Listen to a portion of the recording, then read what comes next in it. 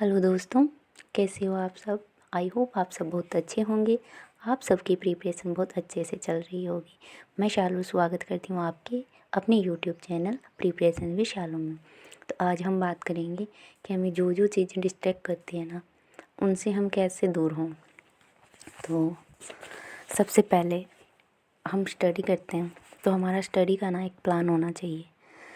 एक दिन का प्लान होना चाहिए, वीकली होना चाहिए, फिर मंथली होना चाहिए। ऐसे करके हमारे प्लान डिसाइड करने हैं हमें। तो सबसे पहले हम वीकली प्लान बनाएंगे अपना कि हमें एक वीक में कितना पढ़ना है और क्या पढ़ना है। जैसे कि अब मेरा वीकली प्लान है, हमारा टेस्ट होगा तो हमें पूरा जो फर्स्ट ग्रेड के लिए फर्स्ट पेपर में जो इंडियन हिस्ट्री और राजस्थान का हिस्ट्री कल्चर जितना भी है वो सारा कंप्लीट करना है। उसका हमारा टेस्ट होगा। तो वो हमारा एक टाइम टेबल फिक्स हो गया है कि हमें एक वीक में इतना सारा है जो हमें पढ़ना है, ठीक है। और एक क्या होता है, हमें हमारे फ़ोन जो थोड़े डिस्टर्ब करते हैं तो उनके लिए हम क्या कर सकते हैं कि हम उनके नोटिफिकेशन ऑफ कर सकते हैं। और अगर हमारा कोई इम्पोर्टेंट कॉल हो तो ही हम ज़्यादा उठाएं, वरना हम अगर ऐसे रिश्तेदारों के, घर वालों के ऐसे नॉर्मल कॉल आते हैं तो हम हमारे घर वालों को फ़ोन दे सकते हैं या फिर उनके कॉल को थोड़े दिन इग्नोर कर सकते हैं। क्योंकि अभी हमारे पास लास्ट है जो जो कम से कम 3 महीने पड़े हैं, उनसे भी कम दिन है अभी हमारे पास। तो ये इतने दिन अगर हम थोड़े मतलब मैनेज कर लेंगे तो किसी का कुछ नहीं जाएगा। और बाकी एक शेड्यूल होता है, एक हमारा फोकस होता है, ठीक है, कि हमें ये करना है तो बस करना है। इसके अलावा हमारे पास और कोई ऑप्शन नहीं है।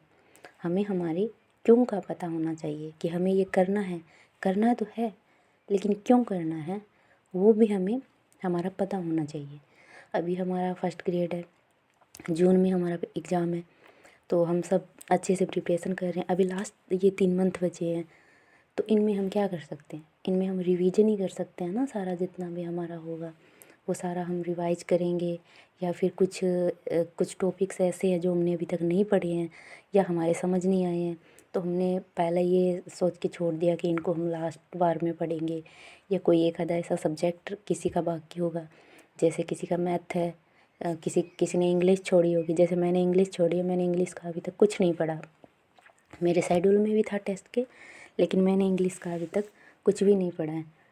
और करंट तो ऐसा होता है कि कोई लास्ट में पढ़ता है, कोई डेली पढ़ता है, तो वो अलग चीज़ है। लेकिन उसके अलावा जो कुछ ऐसे सब्जेक्ट्स हैं ना, जैसे कि मैंने इंग्लिश छोड़ी है, किसी ने मैथ छोड़ी होगी, किसी ने कुछ छोड़ा होगा, वो अपने अपने हिसाब से, किसी ने साइंस भी छोड़ी होगी। तो अभी लास्ट टाइम है, तो अभी हम अगर समझना है किसी को, कोई यूट्यूब से वीडियो देख के समझ सकता है।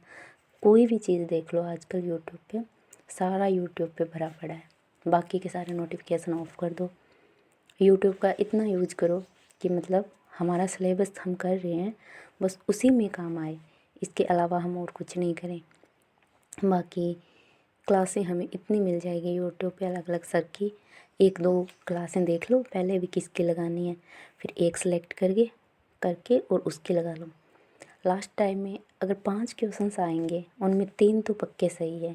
अगर हमने पहले कभी नहीं पढ़ा है और 3 महीनों में हम उस सब्जेक्ट को पढ़ रहे हैं जो हमने छोड़ा था, तो 3 क्वेश्चंस तो पक्के हैं उसके, तो हम वहाँ अपनी पकड़ बना सकते हैं अच्छे से। और बाकी हमने अच्छे से पढ़ा है तो उसका हम अच्छे से रिवाइज कर सकते हैं।